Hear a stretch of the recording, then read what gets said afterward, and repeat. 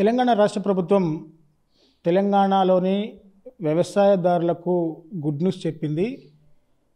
రైతు భరోసా కార్యక్రమం కింద వ్యవసాయ సహాయ రుణాన్ని 12,000 రూపాయలు ఇస్తానని చెప్పేసి ప్రకటించింది. ఈ పథకం కూడా జనవరి 26 గణతంత్ర దినోత్సవ వేడుకలకు సందర్భంగా రైతులకు కానుకగా ఇవ్వనుంది తెలంగాణ ప్రభుత్వం.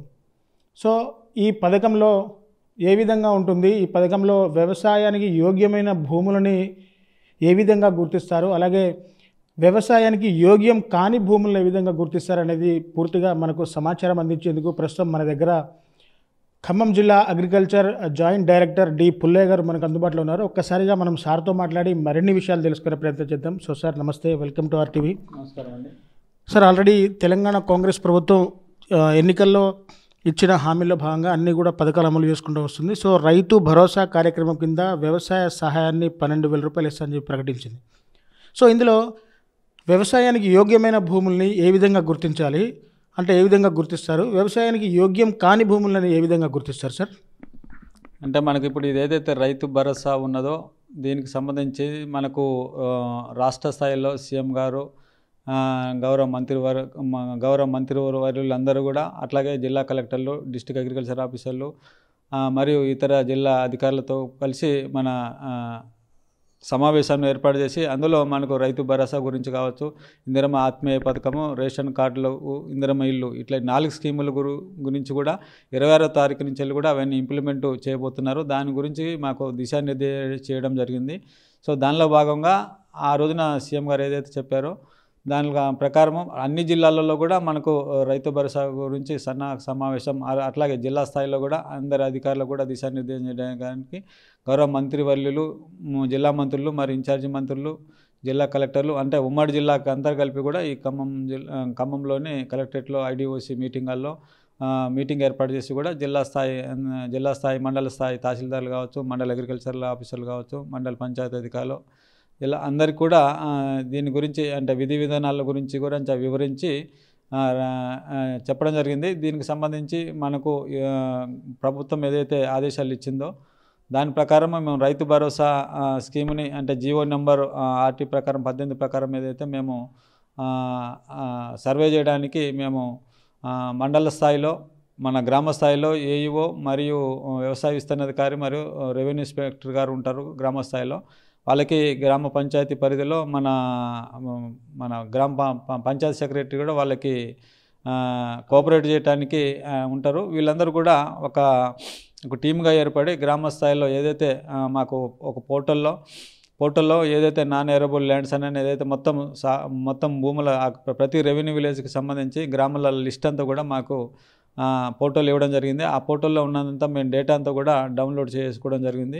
దాని ప్రకారం గవర్నమెంట్ ఏదైతే షెడ్యూల్స్ ఇచ్చిందో, సో 16వ తారీఖు నుంచి వెళ్ళి 20వ తారీఖు వరకు కూడా ఈ డేటా అంతా గ్రామ స్థాయిలో ఏదైతే రెవెన్యూ విలేజ్ వరకు డేటా ఏదైతే ఉన్నదో ఆ డేటా పట్టుకొని మేము గ్రామ స్థాయిలో ప్రతి రెవెన్యూ విలేజ్లో కూడా ఏదైతే ఈ బృందం ఉన్నదో ఈ టీం అంతా కూడా గ్రామ స్థాయిలోకి వెళ్ళి, అట్లాగే మనం రెవెన్యూ వాళ్ళ దగ్గర నుంచి వెళ్ళి ఏదైతే మనం నాల కింద పర్మిషన్ ఏదైతే ఇచ్చిందో లేఅవుట్లు కావచ్చు, రాళ్ళు రప్పలు కావచ్చు, అట్లా గోదాములు కావచ్చు, మైనింగ్కి సంబంధించిన అవి కావచ్చు, అట్లాగే గవర్నమెంట్ ఏదైనా సేకరించిన భూములు కావచ్చు, ఇవన్నిటి కూడా మనము మండల లెవెల్లో ఏదైతే తహసీల్దార్ దగ్గర నుంచి వెళ్ళి అంత డేటా కూడా తీసుకొని, అట్లాగే పంచాయతీ అధికారుల నుంచి వెళ్ళి డేటా కూడా తీసుకొని ఇది గ్రామ స్థాయిలో కూడా 16వ తారీఖు అంటే నిన్నటి నుండి కూడా మేము ఈ భూములంతా వెరిఫికేషన్ చేయడం జరుగుతుంది. అంటే సార్, ప్రధానంగా వ్యవసాయానికి యోగ్యమైన భూముల్ని గుర్తించాలంటే ఏ అంశాలను పరిగణలోకి తీసుకోవాలి, అలాగే వ్యవసాయానికి యోగ్యం అంటే వ్యవసాయేతర భూముల్ని కనుగొనాలంటే ఏ రకంగా పనిచేయాలంటే ఏ రకమైన భూములు వ్యవసాయానికి యోగ్యము, ఎలాంటి భూములు వ్యవసాయానికి యోగ్యం కాదని చెప్పేసి మీరు డిసైడ్ చేస్తారు సార్? ఆల్రెడీ ఇప్పుడు చాలా భూములు కొన్ని కెనాల్స్ కింద పోవడం జరిగింది, అట్లాగే కొన్ని ఇళ్ళ కాలనీలుగా డైవర్ట్ జరిగింది, కొన్ని జిన్నింగ్ మిల్లులుగా డైవర్ట్ చేయడం జరిగింది, కొన్ని పెట్రోల్ పంపులు కావచ్చు, అట్లాగే కొన్ని గోదాములు కావచ్చు, కొన్ని గ్రానైట్ ఇండస్ట్రీలు కావచ్చు, అట్లాగే ఇట్లా ప్రభుత్వం కూడా వేరు స్కీమ్స్కి సంబంధించింది కూడా కొన్ని ప్రభుత్వ భూముల్ని కూడా సేకరించడం జరిగింది. వాటిని తీసేసిన తర్వాత మిగతా కొన్ని చోట్ల రాళ్ళు రప్పలతో అంటే పెద్ద గుట్టల్లాగా అది ఎప్పుడు కూడా సాగుకు యోగ్యం కాని భూములు, ఇవన్నీ కూడా సాగుకు యోగ్యం కాని భూములే. ఇలాంటి భూములన్నీ కూడా వాళ్ళ రైతుల వారిగా మేము అంటే డిపార్ట్మెంట్ వాళ్ళ దగ్గర తీసుకొని ఈ ఫీల్డ్కి వెళ్ళి ఆ సర్వే నెంబర్ల ప్రకారం ఫీల్డ్ మ్యాప్ పట్టుకొని వెళ్ళి ఆ ఫీల్డ్కి వెళ్ళి ఇది సాగుకు యోగ్యం కాదు భూమి అని రాళ్ళు రప్పల కొండలు ఉందని చూడడం జరుగుతుంది. అట్లాగే అక్కడ వేరే రకరకాల కన్స్ట్రక్షన్స్ ఆల్రెడీ జరిగి ఉన్నాయి. వాటిని కూడా మనం ఈ సాగులకు రాని భూములుగా గుర్తించేసి ఇదంతా కూడా మేము ఒక లిస్ట్ అంతా తయారు చేసి ఇది మనము డిస్ట్రిక్ట్ కలెక్టర్కి సబ్మిట్ చేయడం జరుగుతుంది. దీన్ని ఆ లిస్ట్ ఏదైతే సాగుకు యోగ్యంగా భూములు ఏదైతున్నదో రెవెన్యూ డిపార్ట్మెంట్లో అన్సైన్ చేసిన తర్వాత ఇది గవర్నమెంట్ లెవెల్కి పోతుంది. అప్పుడు సాగుకు యోగ్యమైన భూములంతా కూడా డేటా అంతా కూడా మాకు రావడం జరుగుతుంది. దాంట్లో మేము ఇంకేదన్నా బ్యాంక్ డీటెయిల్స్ కానీ ఇంకేదన్నా అప్డేట్ చేయాల్సి చేసి పంపించిన తర్వాత ఈ నెల ఇవన్నీ కూడా అంటే ఈ డేటా అంతా కూడా మేము 26 లోపు అంటే 25th కల్లా మేము కంప్లీట్ చేయడం జరుగుతుంది. 26th రోజున ఇదేదైతే రైతు భరోసా కావచ్చు, ఇందిరమ్మ ఆత్మీయ పథకం కావచ్చు, రేషన్ కార్డులు కావచ్చు, ఇందిరమ్మ ఇల్లు కూడా ఈ 4 స్కీములు కూడా ఆ రోజున గౌరవ ముఖ్యమంత్రి గారు లాంచ్ చేయడం జరుగుతుంది. కాబట్టి ఆ రోజున ఈ స్కీమ్స్ అన్ని ఇంప్లిమెంట్ చేయడం జరుగుతుంది. ఇది కూడా నిరంతరం ప్రక్రియ, ఇది ఎప్పుడు కూడా కంటిన్యూషన్గా జరుగుతుందని చెప్పడం జరుగుతుంది. కాబట్టి ఇందులో ఎలాంటి అపోహలు చెందడానికి వీల్లేదు, అయ్యో నాది మిస్ అయిందని చెప్పడానికి వీల్లేదు. మళ్ళీ రాబోయే రోజుల్లో కూడా మళ్ళీ మార్పులు చేర్పులు ఉండే అవకాశం ఉంటుంది. గవర్నమెంట్ అలాంటి పర్మిషన్స్ ఇచ్చే అవుతుంది. కాబట్టి ఇది ఎప్పుడు నిరంతరం జరిగే ప్రక్రియ. కాబట్టి రైతులు ఎవరు కూడా ఆందోళన చెందాల్సిన అవసరం లేదని ఇందు మూలంగా తెలియజేస్తున్నాను. Thank you. అంటే సార్ ప్రధానంగా ఇక్కడ మనం చూసాము అంటే మనది ప్లెయిన్ ఏరియా కాబట్టి సరిపోయింది. అటు దాదాపు ట్రైబ్స్ ఏరియా కూడా ఉన్నాయి. ఆ ట్రైబ్స్ ఏరియాలో కూడా ఎక్కువగా పోడు వ్యవసాయం చేస్తూ ఉంటారు. కల్టివేషను అంటే అడవుల్ని గుట్టల్ని శుభ్రం చేసుకొని వాళ్ళు వ్యవసాయానికి యోగ్యమైన భూములుగా మలుచుకొని కేవలం వ్యవసాయం మీదే ఆధారపడి కొంతమంది జీవిస్తున్న పరిస్థితుల్లో ఇలాంటి పోడు భూములకి రైతు భరోసా కార్యక్రమం పథకం అమలు చేస్తారా సార్? ఇప్పుడు ఏదైతే మనం రెవెన్యూ భూములు ఏదైతే ఆర్ఆర్ పట్టాలు ఏదైతే గవర్నమెంట్ పట్టాలు ఇచ్చిందో అటు కూడా ఇది వర్తిస్తుంది రైతు భరోసా. అట్లాగే ఆర్ఓఎఫ్ఆర్ ఏదైతే పోడు భూములు ఉన్నదో ఇది కూడా రైతు భరోసా వర్తిస్తుంది. దీనికి ఆల్రెడీ గవర్నమెంట్ కూడా చెప్పడం జరిగింది. ఇవి ఏదైతే ఇంతకుముందు కూడా ఈ రెవెన్యూ భూములు కావచ్చు, ఆర్ఓఎఫ్ఆర్ పట్టాలు కూడా మనం ఇంతకుముందు నుంచి కూడా రైతు భరోసా ఇవ్వడం జరుగుతుంది. ఇప్పుడు కూడా రైతు భరోసా ఇవ్వడం జరుగుతుంది. ఇప్పటికే గవర్నమెంట్ కూడా చెప్పడం జరిగింది. ఇందులో ఇప్పటిదాకా ఎలాంటి లిమిట్స్ కూడా లేవని కూడా చెప్పడం జరిగింది. కాబట్టి రెవెన్యూ భూములు కావచ్చు, అట్లాగే ఆర్ఓఎఫ్ఆర్ పట్టాలు కావచ్చు, కలిగిన రైతులు ప్రతి ఒక్కరు కూడా రైతు భరోసా ఇవ్వడం జరుగుతుంది. అంటే సార్ కొంత యాక్చువల్గా మెయిన్ ఇక్కడ సమస్య ఎక్కడంటే సార్ కొంత ల్యాండ్ వాళ్ళు రియల్ ఎస్టేట్కి తీసుకుంటారు, ప్లాట్లుగా డివైడ్ చేసుకుంటారు. కానీ అక్కడ వాళ్ళు దాన్ని ఆ ల్యాండ్కి కానీ ఇక్కడ చూస్తే అది ఫ్లాట్లు లేఅవుట్లుగా డివైడ్ చేసి ఉంటుంది. అలాంటి భూములకు అంటే కొంత రైతు భరోసా పథకం కొంత నీరు గారేందుకు కూడా కొంతమంది ఈ విధంగా రైతు భరోసా అమలు చేయాలంటూ కూడా వాళ్ళు అప్లికేషన్ పెట్టుకునే అవకాశం ఉంది. ఇలాంటి భూములలో మీరు ఏ విధంగా వ్యవహరిస్తారు సార్? ఇప్పుడు ఇలాంటి భూములు ఏదైనా ఇప్పుడు చాలా చోట్ల కూడా అనధికార లేఅవుట్స్ కనిపిస్తున్నాయి. కొన్ని రాళ్ళు అవన్నీ మెజర్మెంట్స్ అన్ని పెట్టి రాళ్ళు పెట్టి కనిపిస్తున్నాయి.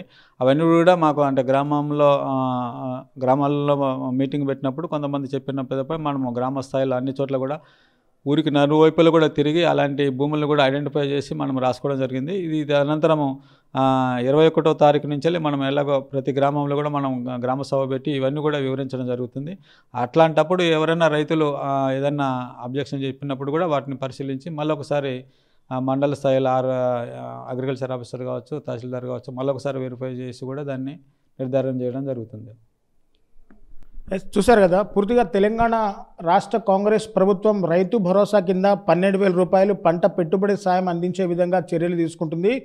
జనవరి 26 నుంచి కూడా అంటే గణతంత్ర దినోత్సవం సందర్భంగా రైతులకు ఈ పథకాన్ని అమలు చేయనుంది. ఇందులో కేవలం వ్యవసాయానికి యోగ్యమైన భూములకి మాత్రమే రైతు భరోసా పథకం వర్తిస్తుందని, వ్యవసాయానికి యోగ్యం కాని భూములకు ఎట్టి పరిస్థితుల్లోనూ అధికారులు దగ్గరుండి కూడా వ్యవసాయ యోగ్యం కాని భూములను లిస్ట్ అవుట్ చేయాలి.